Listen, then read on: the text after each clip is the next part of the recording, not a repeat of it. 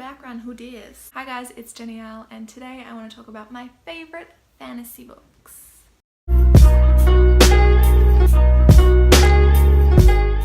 So I wanted to do like a favourites video and discuss all of my favourite books, but I figured what I would do instead is kind of break that up into genre instead, because there are so many amazing books and so many books that I love, and the video would be way too long if I just tried to talk about every single book I love. So I thought I would start off with my favourite fantasies. Fantasy is one of my favourite genres. I just love that you can just immerse yourself in this completely new world, and it's just like a really nice way to escape reality and responsibilities and life. I just want to quickly apologise for my lack of explanations and coherent thoughts throughout this video. I mean,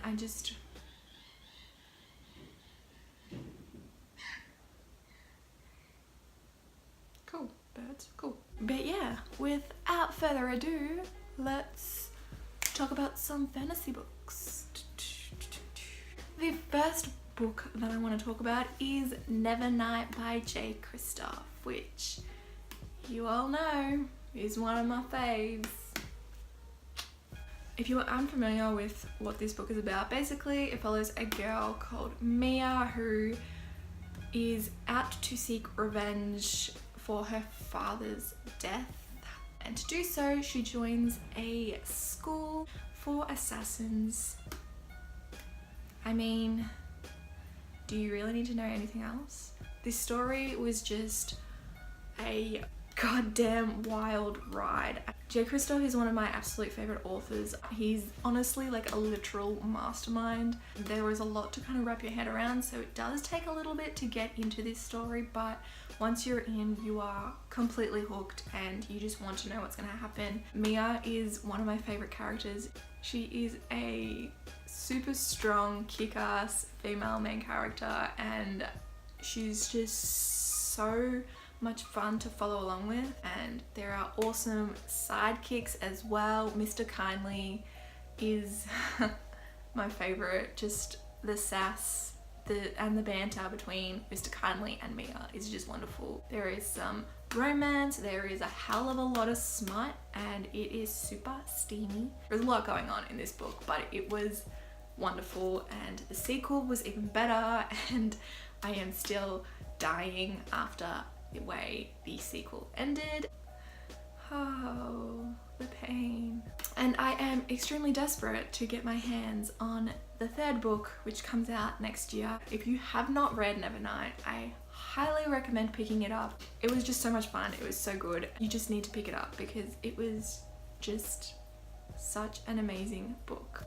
I also have a full spoiler-free review of this one and the sequel on my blog if you want to check that out. I will leave them linked below. The next series that I want to talk about is, I couldn't make this video and not talk about this series slash this chronicle of books set in this same world, and it is pretty much just, it's just the Shadowhunter Chronicles by Cassandra Clare. The Mortal Instruments, which is obviously the first in the whole series, was the series that got me into reading in the first place. I just have so much love for this series and this world and the characters, and The Infernal Devices is actually my favourite in the Shadowhunter Chronicles so far. It could change because the last book in the Dark Artificers comes out in December, and that book is probably going to kill me, and that series has been amazing so far, so wouldn't be surprised if it takes over my love for the Infernal Devices. I just am in complete awe of Cassandra Clare and her writing. I think she's brilliant and she's 100% one of my favorite authors. Just how complex this series is and how each story interweaves with another story. She's just a mastermind, and I absolutely adore all of these books. I am complete and utter trash for the Shadowhunter books. I'll be like 80 years old and I will still be reading and buying all of these books because I just love them to death, and If you don't want to pick up the Mortal Instruments, I highly recommend picking up The Infernal Devices. And if you don't want to pick up The Infernal Devices, then Lady Midnight, which is the first book in the Dark Artifices, was such a great book. And Cassandra Clare's writing in Lady Midnight has just developed and grown so much, and it's just beautiful. They're just so good, and I love them so much. The next series I want to talk about is The Young Elites by Marie Lu. This series took me by complete surprise. I was not at all expecting to fall in love with it. I read this trilogy about 3 years ago, and I honestly will tell you now that I can't remember a whole lot that happens. This is probably, I think, the first time that I'd ever read a book with an anti-hero as the main character. Adelina basically is trying to do all these things that she thinks is right, but it's possible that what she's doing is not right. It was just so entertaining, and it was just so different to anything that I'd read before, and I just fell in love. The way it all ended and wrapped up as well was just, it was really bittersweet. Like, I loved it, but I was also really upset. It was just such a good book, and Marie Lu's writing style as well was just amazing. I love her characters and the worlds she creates. I just, yeah, loved it. And I really need to reread this series because, like I said, I can't really remember what happened. I do have a spoiler-free review of the trilogy on my blog if you want to know more of my thoughts. I wrote it like when I had finished the last book, so it's probably a little bit more in-depth than what I'm talking about now. I'll leave it linked below. The next book I want to talk about is Six of Crows by Leigh Bardugo. I feel like I really don't need to say anything about this duology because literally everybody has read this series. If you haven't, what? How? I just love Leigh Bardugo's writing style. It's so beautiful and descriptive, and she's just a mastermind. She creates such great characters. Like, the Dregs are some of my favorite characters ever. I loved them all. They are so morally grey, but beautiful and diverse and wonderful in their own ways. I'm sure literally everybody has tried to recommend this to you, and if you still haven't picked it up, then I don't know what more I can say other than this duology was absolutely amazing. The next book that I want to talk about today is kind of more dystopian than fantasy, but it kind of falls in between them both because it's got fantastical elements in it, and I'm not going to pass up a chance to talk about this book. And it is The Bone Season by Samantha Shannon. Big surprise there, right? There is no secret whatsoever that this is one of my favorite books ever. Bear with me while I try and explain this series if you haven't read it and you want to know what it's about. But basically it follows Paige, who is a clairvoyant, and she's just trying to kind of live her life without getting caught because clairvoyants are basically illegal in her world. She ends up getting captured, and she's basically sent to this camp for clairvoyants where they're basically treated as slaves by these kind of otherworldly beings. You've just got to read it because I can't explain it. I can't do it justice. It was amazing. There's so much thought and research, and I know they are quite dense and there is a lot of information to get your head around, especially in the first 50 to 100 pages.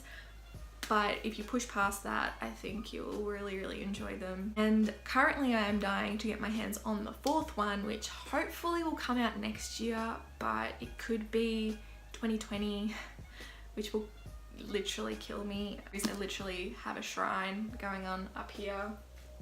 I do have full reviews of each book that is out so far in the series, so I'll leave them linked below if you are wanting some more of my thoughts. Just please give it a go. It's just so good. The next series that I want to talk about is the Iron Fate series by Julie Kagawa. This series is so underrated. I read this series about 4 years ago, maybe more, could have been 5, I can't remember, but oh my god, it's so so good. Basically, it's about this girl called Megan, and her brother gets kidnapped by these fae. So then she ventures after him, and she's like the lost princess of the summer court. And yeah, shit's intense. There are a lot of feels with this series. The third book, oh my god. Whew. The third book killed me. I don't know if I'd enjoy it as much now. Like, I feel like it'd probably be super cheesy and cliche. It was just so much fun, and I just loved it so much. My next favorite fantasy series is the Shades of Magic series by V.E. Schwab. I was so scared to pick this one up because of the hype, but oh my god, this series is so worth the hype. V.E. Schwab's writing style is just amazing, and there was just so much to love about this series. The characters, the world, the adventure, it was just a lot of fun and a lot of feel, especially the second book. Oh my god, the ending of the second book almost killed me. I'm pretty sure I also have a full spoiler-free review of this series. Again, I will leave it linked below if I've got one. I'm pretty sure I do. Okay, last book. We're at the end. And the last book that I want to talk about is the Study series by Maria V. Snyder. Not many people talk about this series, and I know a lot of people haven't read this series. It's definitely super underrated, but it was just so good. Like, if you're after a high fantasy YA series, then this is definitely for you. I can't remember a lot of what happens in this book. Again, I read it a fair few years ago. Basically, it's about Yelena, who is about to be executed for murdering like one of the high-ranking soldiers in the military. On like the eve of her execution, she gets an offer to become the poison taster for the commander of the military instead of being executed. So she takes the job, and a lot of shit happens. Basically, if the plot kind of sounds familiar, this book was kind of the inspiration for Throne of Glass. Not throwing shade, but Yelena, Selena. Like I said, I don't actually remember a whole lot of what happens in this series.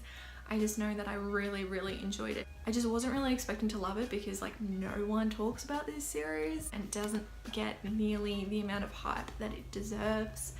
It was just really entertaining and really well written. I don't really know what else to say. It's definitely a book that you should pick up. If you like Throne of Glass, then you will definitely 100% enjoy this one, because Throne of Glass is literally inspired by it. I've really enjoyed this one. Again, another one that I'm gonna have to reread very soon. If only I didn't have so many books on my TBR. They are all the books that I want to talk about today. Like I said, fantasy is one of my favorite genres, so if you have any fantasy recommendations, leave them down below. I'm always up for more recommendations. But yeah, that's really all I've got for this video today. Let me know if you enjoyed it, and if you did, don't forget to like, comment and subscribe. Thank you guys for watching, and I will see you next week for another video. Bye!